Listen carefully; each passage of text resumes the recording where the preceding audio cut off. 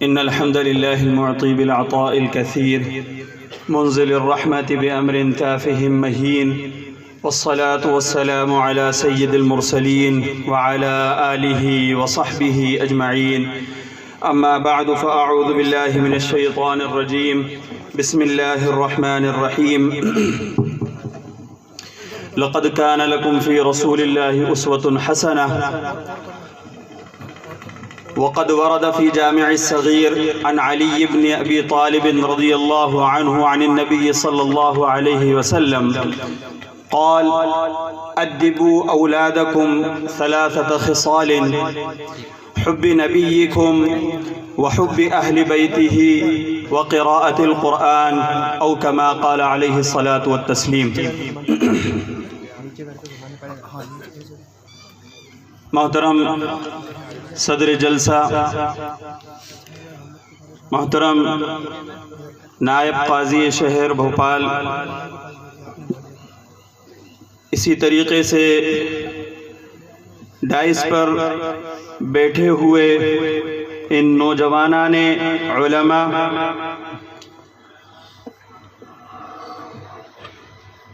بزرگوں اور بھائیوں، سب سے پہلے میں ان نوجوان علماء کا شکر گزار ہوں کہ الحمدللہ انہوں نے اتنی پیاری مجلس سجائی ہے اور ہم سب کو یہاں ذکر رسول کے لیے جمع کیا ہے۔ سردی کا موسم ہے، ہم لوگ تو شامیانے کے نیچے ہیں، لیکن وہاں میں کھلے میدان میں دیکھ رہا ہوں کہ وہاں نوجوان بھی بیٹھے ہیں، ہمارے بزرگ بھی ہیں اور امت کے نونہال بھی ہیں۔ وہ ایسی سردی کے اندر کھلے آسمان کے نیچے بیٹھے ہیں۔ یقین جانیے کہ آپ اس ذات ہستی کی ذکر کو سننے آئے ہیں۔ یہ ہمارا وقت اور یہ سردی کے تھپیڑے انشاءاللہ ہماری جنت کی، ہماری جہنم کی آگوں کو ٹھنڈا کریں گے۔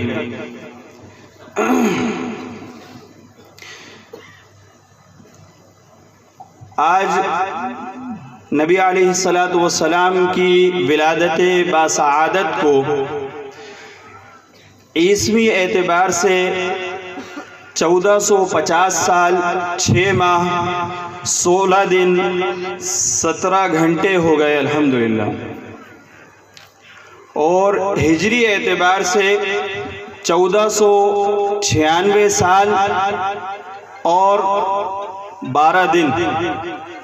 اگر 12 تاریخ اپن مانے ولادت کی، 9 کا بھی قول ہے، 8 کا بھی قول ہے، اختلاف الگ چیز ہے، لیکن عرض یہ کرنا ہے کہ جب سے نبی علیہ السلام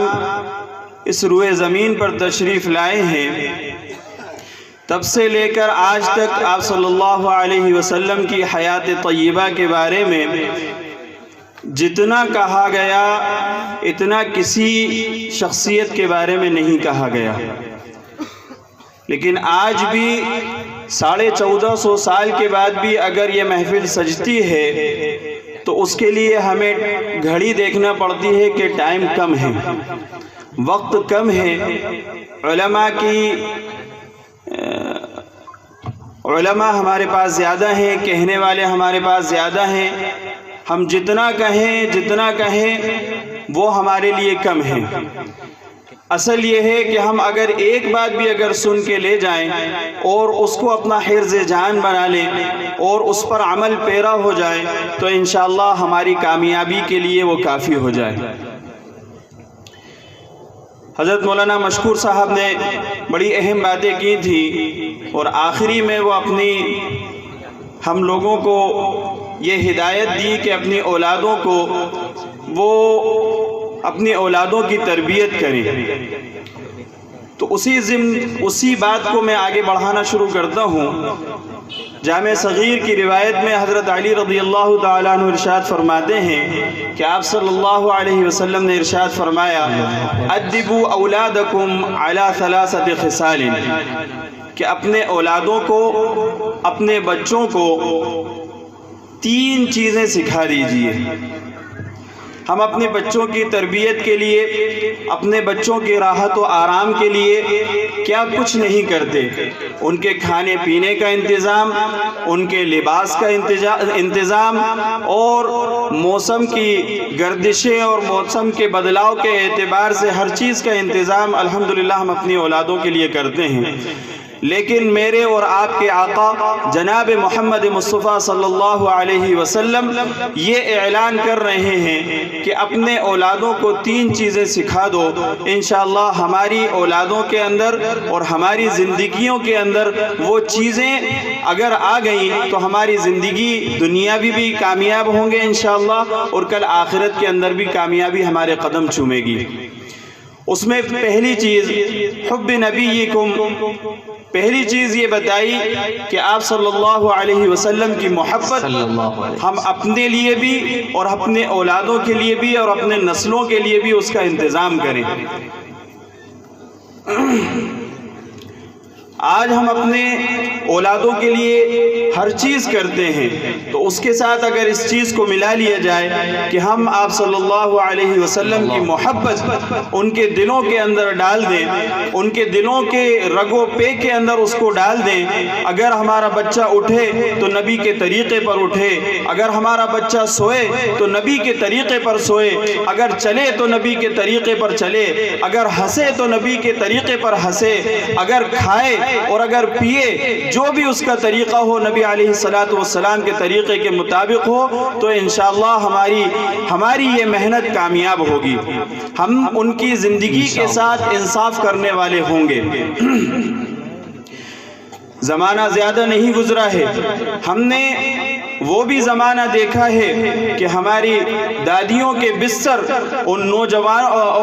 نونہالوں کے بھرے رہتے تھے۔ جب رات کا اندھیرا ہوتا تھا تو ہماری دادیوں کے بستروں پر ان کے نواسا نواسی، ان کے پوتا پوتی، ان کو وہ اپنی آغوش میں لے کر وہ اپنی خاندانی روایات اور اخلاقیات اور مذہب اور دین کے بارے میں وہ اس طریقے سے بتاتی تھی کہ وہ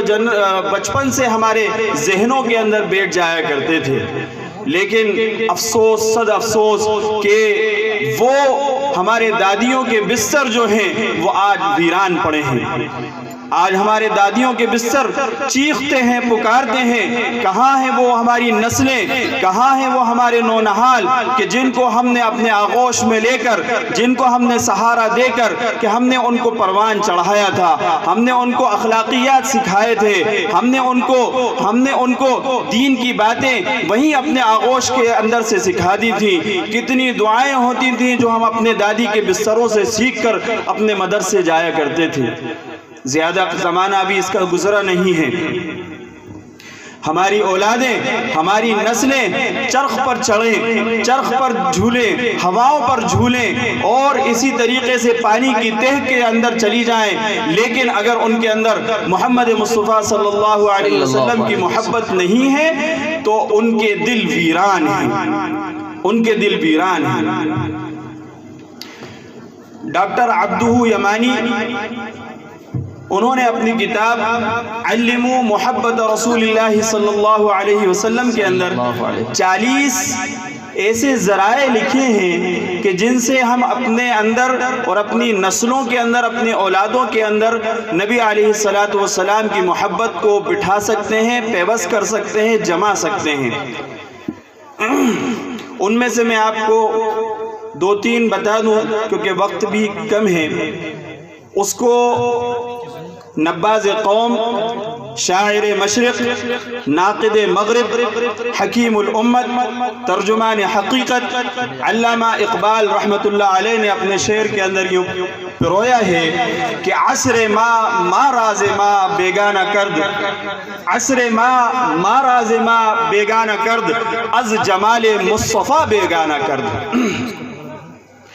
علامہ اقبال کو حکیم الامت اس لیے کہا کہ حکیم اس کو کہتے ہیں کہ جو مرض کی تشخیص کرے اور تشخیص کے بعد اس کا ازالہ بھی بتائے کہ مرض ہم نے دیکھ لیا، اب اس کی دوا یہ ہے۔ علامہ اقبال بخوبی واقف تھے کہ امت کے اندر مرض کیا ہے، پھر اس کا طریقہ بھی بتایا کہ اس کو دور کیسے کیا جائے۔ تو علامہ اقبال کہتے ہیں کہ عصر ما راز ما بیگانہ کرد، کہ زمانے نے ہمارے ساتھ بہت دھوکے کیے ہیں، زمانے نے ہمارے ساتھ بہت ناانصافیاں کی ہیں، اور سب سے پہلے ناانصافی اور ہمارے ساتھ دھوکہ یہ کیا ہے کہ ہمیں اپنی ذات سے بیگانہ کر دیا کہ ہم کیا چیز ہیں،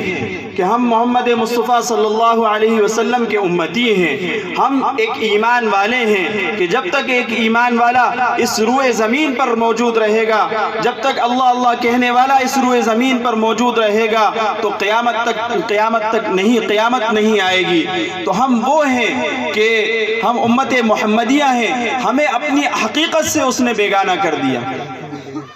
اور دوسری چیز یہ بیان کرتے ہیں کہ از جمال مصطفیٰ بیگانہ کرد، کہ محمد مصطفیٰ صلی اللہ علیہ وسلم کے جمال سے اس نے ہمیں بیگانہ کر دیا، دور کر دیا، کہ اس نبی علیہ السلام کی محبت حاصل کرنے کے لیے علامہ اقبال فرماتے ہیں کہ پہلی چیز یہ کی جائے کہ درود پاک کی کثرت ہو۔ اگر ہم چاہتے ہیں کہ ہمارے اندر نبی علیہ السلام کی محبت پیدا ہو جائے، ہماری اولادوں کے اندر، ہماری نسلوں کے اندر، ہمارے اہل و عیال کے اندر نبی علیہ السلام کی پکی اور سچی محبت پیدا ہو جائے، تو اس کے لیے پہلی چیز جو بتائی ہے وہ یہ ہے کہ درود پاک کی کثرت۔ اس کے فضائل آپ ان علماء اکرام سے بارہا سنتے رہتے ہوں گے۔ سب سے بڑی فضیلت یہ کہ جو جتنا زیادہ نبی علیہ السلام پر درود پاک پڑھے گا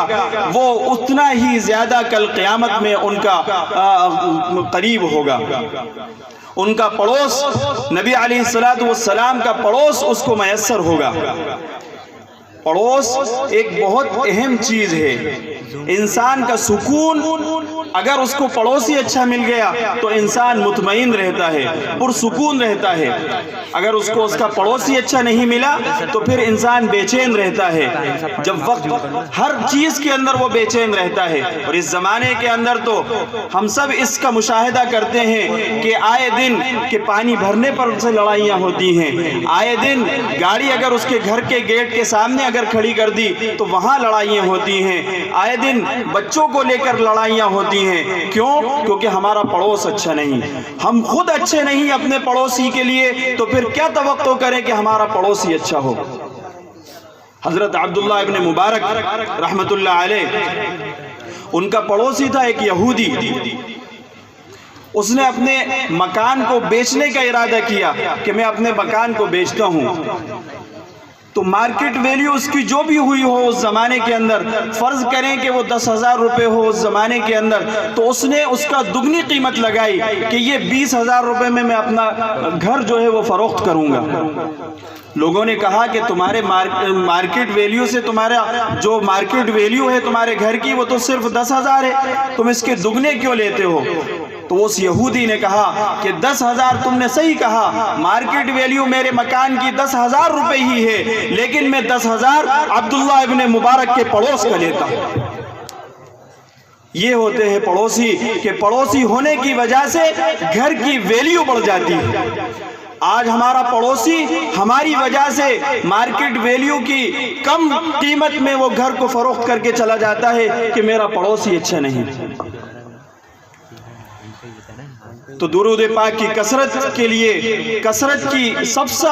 سے اہم فضیلت جو ہے وہ نبی علیہ السلام کا پڑوس ہم سب کو نصیب ہوگا۔ اور دیگر بہت سارے فضائل ہیں۔ اور دوسری چیز کہ ہم نبی علیہ السلام کی محبت اپنے اندر پیدا کریں اور اپنے اولادوں کے اندر پیدا کریں، تو اس کے لیے دوسری چیز یہ بیان کی کہ انسان جو ہے وہ حسن کا عاشق ہوتا ہے۔ اس کو حسن کہیں سے بھی ملے وہ اس کا عاشق ہوتا ہے، وہ اس پر فریفتہ ہو جاتا ہے، گرویدہ ہو جاتا ہے۔ یہ انسان کی فطرت ہے۔ وہ عشق اس کو چاہے گل رعنا کے اندر ملے، وہ عشق اس کو چاہے درازی زلف دراز کے اندر ملے، وہ عشق اس کو چاہے لب لالی پر ملے، وہ عشق اس کو چاہے رخساروں پر ملے، وہ عشق چاہے اس کو بلبل کے لہجے میں ملے، وہ عشق چاہے اس کو وہ حسن چاہے اس کو بلبل کے لہجے کے اندر ملے، اور بوڑھے کے بال کی سفیدی کے اندر ملے، وہ عشق اور وہ محبت اس کو چاہے بچے کی مسکراہٹ کے اندر ملے، وہ اس پر حسن پر فریفتہ ہو جاتا ہے۔ یہ انسان کی فطرت ہے۔ جب یہ انسان کی فطرت ہے تو آئیے ہم اس چوکھٹ پر چلتے ہیں جہاں عشق بھی پانی بھرتا ہے، جہاں حسن بھی غلامی کرتا ہے۔ ہم اس چوکھٹ پر چلتے ہیں اور وہاں جا کر پوچھتے ہیں۔ حضرت امی عائشہ رضی اللہ تعالی عنہا فرماتی ہیں کہ مصر کی عورتوں نے یوسف علیہ السلام کا حسن دیکھا تھا تو وَقَطَّعْنَ أَيْدِيَهُنْ اپنی انگلیاں کاٹ لی تھی، اگر وہ میرے یوسف کا حسن دیکھتے تو اپنے گلے کاٹ لیتی۔ ایسا حسن نبی علیہ السلام کا۔ اسی طریقے سے حسن یوسف دم عیسیٰ ید بیضاداری، حسن یوسف دم عیسیٰ ید بیضاداری، آج خوبہ ہما دارن تو تنہ داری۔ کہ نبیوں کو بہت سارے معجزات ملے، کسی کو حسن دیا گیا، کسی کو ید بیضا دیا گیا، کسی کو مردوں کو زندہ ہونے کا معجزہ دیا گیا۔ تمام نبیوں کو کچھ نہ کچھ معجزات عطا کیے۔ نبی علیہ السلام کو تمام انبیاء کے معجزے علماء نے لکھا ہے، کہیں تو روایت ملتی ہے کہ 900 معجزات نبی علیہ السلام کو دیے گئے، کہیں 1200 تک کی روایت ملتی ہے کہ 1200 معجزات نبی علیہ السلام کو دیے گئے۔ تو حسن نبی علیہ السلام کا حسن ہم اپنے اولادوں کو بتائیں کہ آقا مدنی محمد عربی صلی اللہ علیہ وسلم کا حسن کیا تھا۔ حضرت حسان ابن ثابت رضی اللہ تعالیٰ عنہ فرماتے ہیں کہ وَأَحْسَنَ مِنْكَ لَمْ تَرَ قَطُّ عَيْنِي وَأَحْسَنَ مِنْكَ لَمْ تَرَ قَطُّ عَيْنِي وَأَجْمَلَ مِنْكَ لَمْ تَلِدِ النِّسَاءُ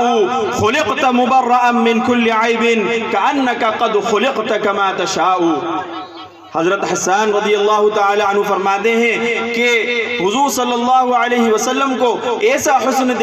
دیا تھا کہ کسی آنکھ نے اس کو نہیں دیکھا، اور کسی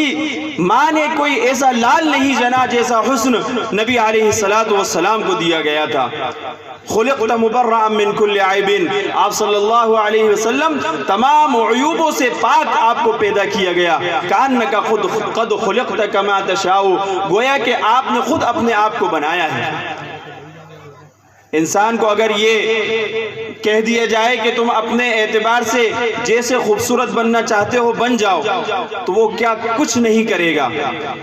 آج ہمارے نوجوان حسن حاصل کرنے کے لیے اور اچھا لگنے کے لیے وہ کیا کچھ نہیں کرتے، گھنٹوں جا کر پارلر پہ بیٹھتے ہیں اور اپنی زلفیں سجاتے ہیں اور اپنے کانوں میں بالیاں پہنتے ہیں، اپنے ہاتھوں میں کنگن پہنتے ہیں اور نہ جانے کیا کیا خرافاتیں کر رہے ہیں۔ یہ آج ہماری آنکھوں کے سامنے ہم دیکھ سکتے ہیں، کسی سے کوئی ڈھکا چھپا نہیں ہے۔ ہماری نوجوان، ہماری نسلیں آج ہمارے سامنے ضائع ہو رہی ہیں۔ آج ہمارے سامنے وہ ایسی چیزیں اختیار کر رہی ہیں جس کا ثبوت نہ قرآن کے اندر ہے نہ حدیث کے اندر ہے، لیکن آج ہم خاموش بیٹھے ہیں۔ باپ ہے، اس کے سامنے اس کی اولاد اس طریقے کے نمونے کے طور پر بن جاتی ہے اور ہمارا باپ دو لفظ نہیں کہہ سکتا۔ ہماری اولادیں بال اس طریقے سے کٹوا رہی ہیں، قضاء کا لفظ آیا ہے قرآن کے اندر کہ سامنے کے پورے بڑے بڑے اور سائڈ کے اور پیچھے کے یہ فیشن اس طریقے سے وہ اپنے آپ کو نہ جانے کس کس کا آئیڈیل سمجھتے ہیں۔ قرآن ہمیں آئیڈیل دے رہا ہے، لَقَدْ كَانَ لَكُمْ فِي رَسُولِ اللَّهِ أُسْوَةٌ حَسَنَةٌ۔ نبی علیہ السلام کی ذات مبارک اور نبی علیہ السلام کی پاکیزہ زندگی وہ ہمارے لیے آئیڈیل ہے۔ ہم فلم اسٹار کے لوگوں کی طرح ہم لوگ، ہماری نسلیں جو ہے ان کی مشابہت اختیار کرتی ہیں، لیکن ہمارے اور آپ کے آقا جناب محمد مصطفیٰ صلی اللہ علیہ وسلم اسٹار کس کو بتا رہے ہیں؟ اصحابی کالنجوم، اصحابی کالنجوم، کہ اسٹار جو ہیں وہ فلم اسٹار نہیں، ہمارے جو اسٹار ہیں وہ ہمارے صحابہ ہیں۔ اگر کسی ایک کی بھی پیروی کر لی تو انشاءاللہ زندگی میں بھی کامیاب اور آخرت کے اندر بھی کامیاب ہوں گے۔ تو دوسری چیز، جس محبت حضور صلی اللہ علیہ وسلم کی اگر پیدا کرنا ہے تو ہم حضور صلی اللہ علیہ وسلم کے حسن سے ان کو آشنا کریں، ان کو بتائیں کہ یہ حسن حضور صلی اللہ علیہ وسلم کا کیسا تھا۔ پھر اسی طریقے سے انسان کے اندر حضور صلی اللہ کی محبت اگر پیدا کرنا ہے تو ان کو حضور صلی اللہ علیہ وسلم کی سیرت سے آشنا کرایا جائے، ان کو بتایا جائے کہ حضور صلی اللہ علیہ وسلم کی سیرت مبارکہ ان کو بتائی جائے، ان کو سمجھائی جائے کہ اگر حضور صلی اللہ علیہ وسلم کی سیرت سے وہ آشنا ہوں گے، ان کو پتہ چلے گا تو وہ انشاءاللہ پھر اس پر عمل کرنے والے بن جائیں گے۔ یہ اس کا بہترین نمونہ ہے کہ سیرت کے جلسے منعقد کیے جائیں اور سیرت کی باتیں بتائی جائیں کہ آپ صلی اللہ علیہ وسلم نے ہر موڑ پر امت کی رہبری کی ہے۔ اور پھر اسی طریقے سے اگر کسی کو نبی علیہ السلام کی محبت اپنے اندر چاہیے اور اپنی اولادوں کے اندر منتقل اگر اس کو کرنا ہے تو وہ حضور صلی اللہ علیہ وسلم کے فضائل اور ان کے مناقب بتائے کہ آپ صلی اللہ علیہ وسلم کے کیا کیا فضائل تھے۔ جیسے میں نے عرض کیا کہ تقریباً 900 معجزات یا 1200 معجزات آپ صلی اللہ علیہ وسلم کے تھے۔ اس ٹیکنالوجی زمانے کے اندر ہم نبی علیہ السلام کے معجزات کو لیں کہ کس طریقے سے اس ٹیکنالوجی زمانے کے اندر وہ اب 1450 سال پر دنیا یہاں پہنچی ہے، لیکن نبی علیہ السلام نے 1450 سال پہلے وہ چیزیں کر کے دکھا دی جو آج دنیا 1450 سال کے بعد پہنچی ہے۔ حضرت عبداللہ ابن مسعود رضی اللہ تعالی عنہ ایک مجلس میں بیٹھے ہیں، ایک اعرابی آیا اور اس نے کہا، دیہاتی وہ آیا نبی علیہ السلام کے پاس، مجلس کے اندر آ کر بیٹھا اور اس نے کہا کہ میں آپ پر ایمان تبھی لاؤں گا جب آپ کوئی سا معجزہ بتا دیں مجھے۔ حضور صلی اللہ علیہ وسلم نے پوچھا کہ تم ایمان لے آؤ گے کہ اس کے بغیر چارہ ہی نہیں ہے؟ تو سامنے کھجور کا درخت تھا، نبی علیہ السلام نے وہاں پر ایک خوشہ لٹکا ہوا تھا، اس خوشے کو اشارہ کیا کہ تم آؤ اور یہاں پر میری گواہی دو۔ تو کھجور کے تنے سے وہ ٹوٹ کر وہ خوشہ یہاں پر آیا اور اس نے گواہی دی۔ ہونا تو یہ چاہیے تھا کہ اس خوشے کو وہ اعرابی کھا لیتا جو ایمان لا چکا تھا، وہ صحابہ کے اندر تقسیم کر دیے جاتے تو ان کو ایک یہ احساس ہوتا کہ معجزات والی کھجوریں ہم نے کھائی ہیں۔ لیکن نبی علیہ السلام کو یہ بتانا تھا کہ 1450 سال کے بعد ایک زمانہ ایسا آئے گا کہ ٹیکنالوجی ایسی آئے گی کہ میزائل یہاں سے بیٹھ کر اگر کہیں داغا جائے گا تو وہ یہاں بٹن سے وہ اس کو کنٹرول کر سکتا ہے، وہ اپنا ہدف بدل سکتا ہے، وہ اس کو چاہے تو واپس بلا سکتا ہے۔ تو نبی علیہ السلام کو یہ بتانا تھا کہ اپنے ہدف کو بھی چینج کیا جا سکتا ہے، بدلا جا سکتا ہے۔ جو یہ کہنے والے کہتے ہیں کہ تیر نکلا ہوا، کمان سے تیر نکلا ہوا واپس نہیں آتا، معجزات کے اندر دیکھیے کہ خوشہ وہاں سے ٹوٹ کر آیا، حضور نے پھر یہ کہا کہ تو نے میرے گواہی دے دی، اب جا کے وہیں جا کر جڑ جا۔ تو وہ ہدف وہ وہاں پر واپس جا کر جڑ گیا۔ تو یہ ٹیکنالوجی زمانے کے اندر حضور صلی اللہ علیہ وسلم کے معجزات ہم اپنی امت کو دیں کہ ہمیں کسی کی ضرورت نہیں ہے، ہمارے اسلام کے اندر، ہمارے دین کے اندر ہمارے نبی نے قیامت تک کے آنے والی ساری چیزوں کو اپنی 63 سالہ زندگی کے اندر کر کے بتا دیا، اور قرآن اور حدیث ان معجزات سے اور ان احکامات سے اور ان تمام چیزوں سے بھرا پڑا ہوا ہے۔ اصل اس کو نکال کر تو لایا جائے۔ وہ ایک سمندر ہے، وہ ایک سمندر ہے، اس کے اندر غوطے یہ علماء حضرات لگاتے ہیں اور یہ وہاں سے موتیاں چن چن کر لا کر آپ کو بتاتے ہیں۔ اصل کوئی سننے والا تو ہو، اصل کوئی ماننے والا تو ہو، اگر اس سے محبت کرنے والا تو ہو، اس کو اپنی زندگی میں اپنانے والا تو ہو۔ اصل کمی یہ ہے کہ ساری چیزیں موجود ہیں، لیکن آج ہم اسلام کو دقیانوسی مذہب سمجھتے ہیں، آج ہم اسلام کو بیکورڈ سمجھتے ہیں کہ یہ زمانے کے ساتھ نہیں بلکہ ہمیں زمانے کے ساتھ چلنا ہے۔ زمانہ اسلام قیامت تک کے لیے ہے، آخری دن تک کے لیے اسلام ہے اور دین ہے۔ ہر موڑ پر، ہر وقت میں، ہر زمانے میں اسلام نے ایمان والوں کی اور مسلمانوں کی رہبری کی ہے، اور نبی علیہ السلام کا طریقہ اس کے اندر موجود ہے۔ تو یہ چیزیں ہیں کہ ان کو اگر انسان اختیار کرے گا تو انشاءاللہ اس کی زندگی بھی سنورے گی، اور پھر ان کی جو نسلیں ہیں جو آج ہماری آنکھوں کے سامنے ضائع ہو رہی ہیں تو ہم ان کو بچانے والے بنیں گے۔ اور دوسری چیز حدیث پاک کے اندر نبی علیہ السلام نے یہ فرمائی کہ وَحُبِّ أَهْلِ بَيْتِهِ،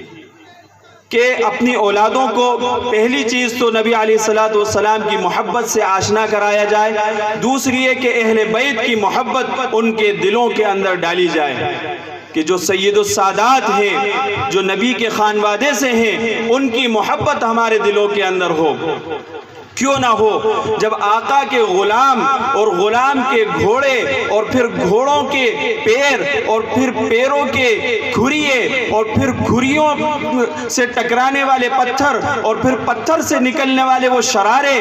وہ اللہ تبارک و تعالیٰ کو محبوب ہیں، جس کی قسم اللہ تبارک و تعالیٰ نے قرآن کے اندر کھائی کہ وَالْعَادِيَاتِ ضَبْحًا فَالْمُورِيَاتِ قَدْحًا فَالْمُغِيرَاتِ صُبْحًا، کہ یہ آقا تو آقا ان کے غلاموں کے گھوڑوں کے پیروں کے کھریوں کے اور اس سے ٹکرانے والے پتھر سے جو شرارے نکلتے ہیں، جو ذرات نکلتے ہیں، وہ بھی اللہ کو اتنے محبوب ہیں کہ اللہ نے قرآن پاک میں ان کی قسم کھائی ہے۔ پھر نبی کا عالم کیا ہوگا؟ تو یہ چیزیں پھر جب ان کی محبت ہمارے دلوں کے اندر آئے گی تو اہل بیت کی محبت بھی ہمارے دلوں کے اندر آئے گی، کیونکہ نبی علیہ السلام نے ارشاد فرمایا احب اللہ لما یغزوکم من نعمہ، کہ اللہ سے محبت کرو کیونکہ وہ تمہیں اپنی نعمتوں سے رزق عطا فرماتا ہے۔ اللہ سے محبت کرو۔ وَأَحِبُّونِي لِحُبِّ اللَّهِ، اور مجھ سے محبت کرو کیونکہ اللہ مجھ سے محبت کرتا ہے۔ اللہ جس سے محبت کرتا ہے